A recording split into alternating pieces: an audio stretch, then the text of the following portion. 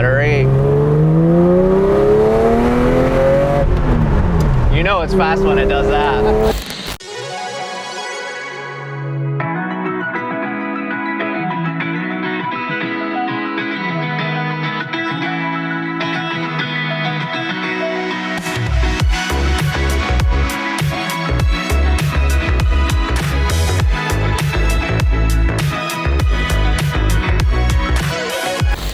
What's up guys, Larry Chen here. We're at Nolasport. We have to actually head out to the airport, but I wanted to do a quick video. Dylan here has offered me to drive, actually I kind of forced it upon you, to drive this beautiful classic 911 with a lot of modern touches.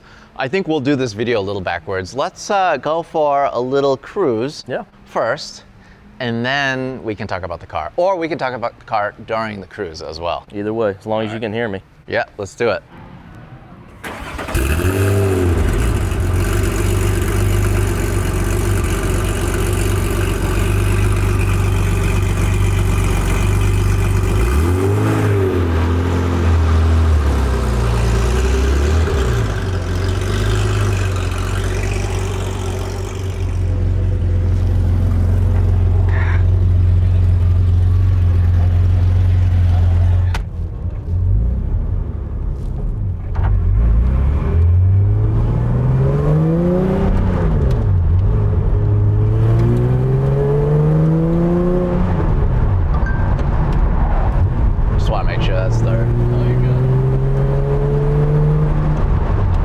Cruise is nice.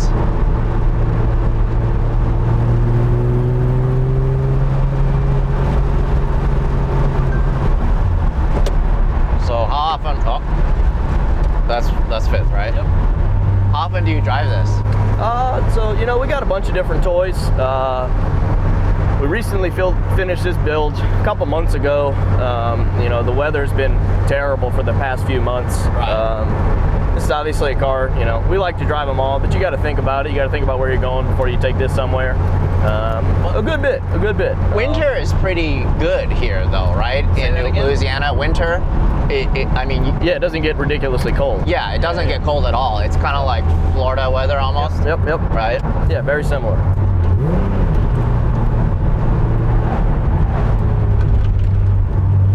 It's not super stiff either. I mean, it's a road car. Miles and smiles, Larry. Yeah, I like it a lot. Lettery. You know it's fast when it does that.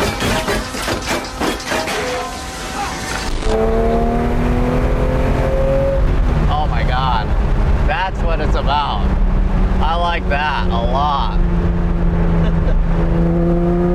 It sounds so good, so pure. I don't know if you noticed, we have a 2016 GT3 RS PDK car. Yeah. Viper green, the same color. That one's paint to sample. But anyway, as we mentioned, you know, my dad doesn't like all the aftermarket components of stuff. You know, he was raised that way. That's fine with him.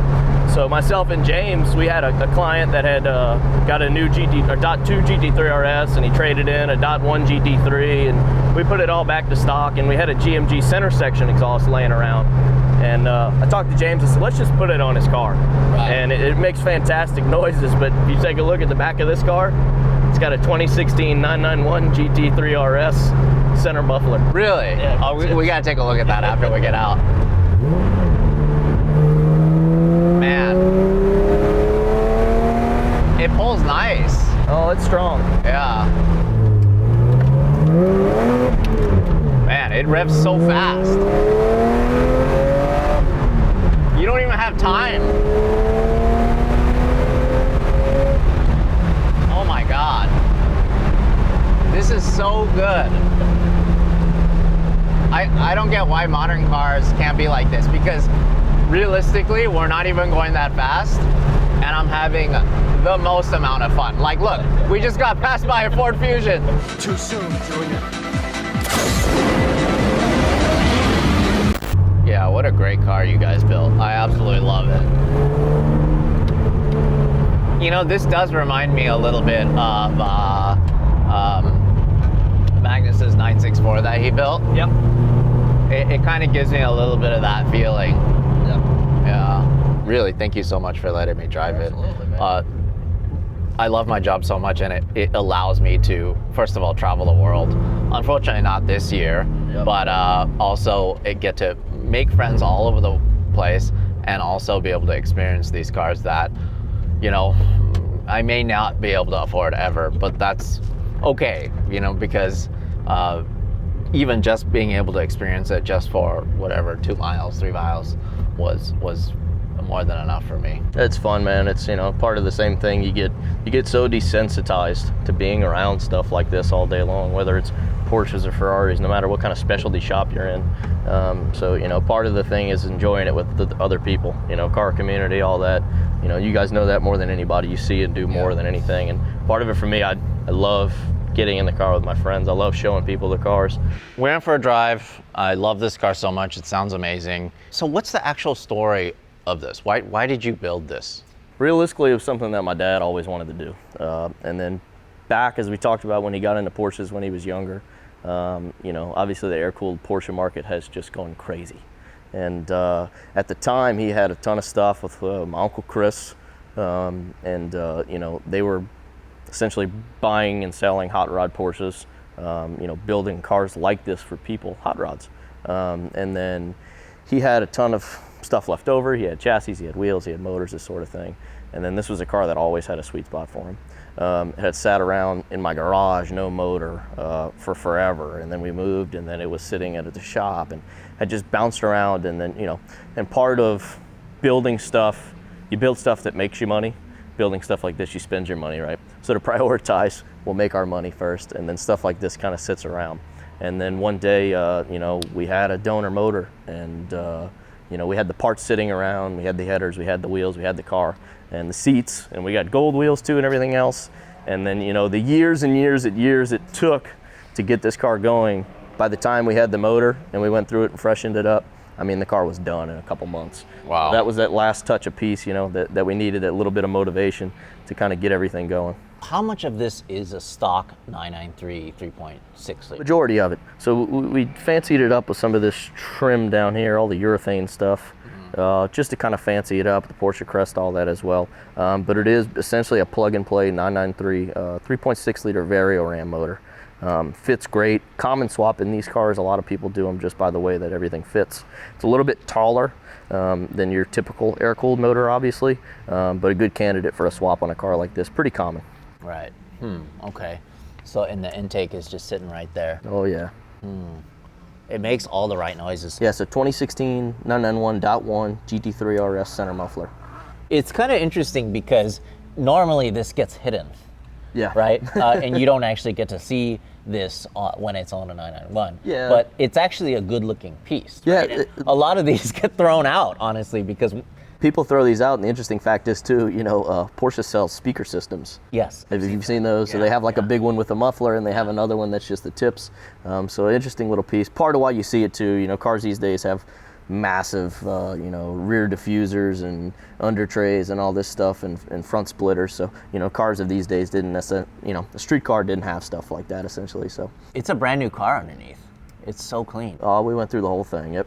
Yeah. Every nut and bolt, huh? Like we said, we had it all sitting around, and then when the motor showed up, it was game on. Wow, these are interesting looking tires.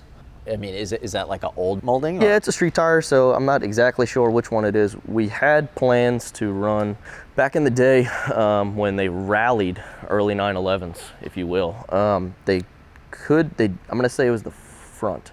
Porsche didn't offer a wide enough Fuke in the front for what these guys wanted to run. So they'd run a Fuke wheel in the back, and then they'd run like a rally, and I have them over there. I want to say they're Compagno wheels. You'd see them on a lot of Italian sports cars, German stuff as well. And so they'd run two different wheels, one in the front and then the Fuke in the rear. So we had plans to run that with a Michelin TB1 tire, which I think a lot of people said, you know, that people are doing builds like this, so we kind of were picking around information. You know, we've got 50, 60, 70, 80 Fukes around here. So we just found some that fit with some tires that fit, and you know, got it running, tested everything out. It's been great. So, you know, we can tweak some stuff cosmetically or performance-wise, but for now it's doing everything it needs to do. I know you guys have a rally course on site.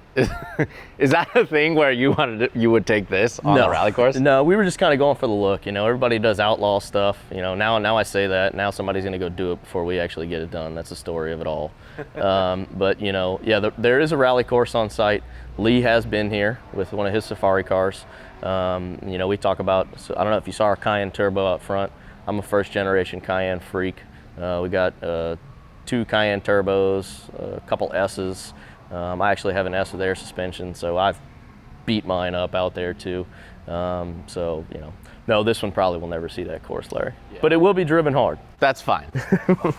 The interior, I'm sure you probably have a little more fit and finish to do in terms of like the floor. But man, these seats were great. Yeah. They were so comfortable. Yep, and I can't remember exactly where we got these from. A lot of people go with the Sport Classic stuff.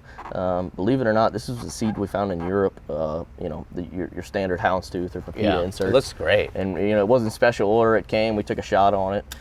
They've been fantastic for us. You got your nice fancy shifter as well. I couldn't believe how much more precise that is versus like I've driven quite a few classic 911s where if you're in first gear, it still feels like you're in neutral. Right. It's very positive. You know which gear you're in, like you said, when you drive it. And you know, you've never driven this car before, and you went through the gears once, and then it was all good, and you kind of remembered it. The floor mats, that sort of stuff, you know, it's just, you know, fit and finish on it all, figuring out which parts we want to buy. A lot of our cars, believe it or not, we don't drive them with floor mats. They like to get bound up in the pedals and that sort of thing too. So we kind of, you know, roll without that. But the fact that all the gauges and all the things work is a big thing for me too. I think that's really like the last 5% on a lot of cars, especially swaps that it just gets overlooked. Yeah, so we sent all that stuff out to Hollywood Speedometer, and they do a great job. We sent a lot of our stuff out for all the air-cooled stuff. Everything's totally functional, so it's, you know, nice to see, nice to have. Like you said, you're not really paying attention to how fast you're going other than how you feel and what it sounds like. But yeah, totally functional. You know, I mean, you drive this car, we drive it, park it on the street, whatever. You know, that's part of enjoying it. One of the things I love pointing out when I feature these cars is the fact that it's made in Western Germany. And then all the trim, lights and stuff, it's all just freshened up OEM stuff with the chrome. I love this so much that you can kind of see that it has something special going on. Yeah. You know, you already know it's crazy because of the exhaust, but then you see this, there's like a little crest in there. And that's what's cool too. A lot of people will do all sorts of wild stuff. You'll see a lot of side stripes on cars like these. Different wheels, which I said we will do. But that's kind of part of looking at it. You're like, oh, cool, a green 911, which looks great. And then you hear it, then you drive it. And, you know, same thing with the interior. There's nothing crazy going on. It's really, really simple, you know, but I mean, kind of part why I like it. There's not a lot of stuff to distract you from the fact that it's got a honking 3.6 in the back of it. And it's bright green.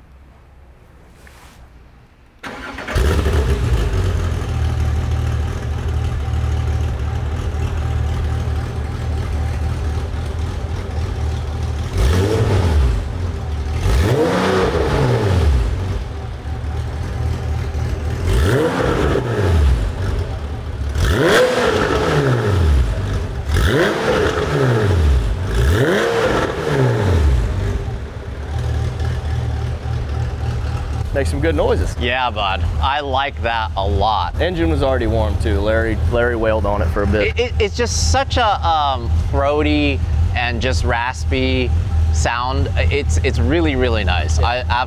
There's nothing like the flat 6. It's so good. A lot of people will tinker with the exhaust and stuff. Obviously, you know, there's nothing plug and play really when you're building a hot rod to begin with, a motor in a car that's not supposed to be in it. Just kind of worked out perfectly for us. It looks great. It's a Porsche part, so why not? And it sounds great too. Well, thank you so much. We're gonna head to the airport and see you guys next time.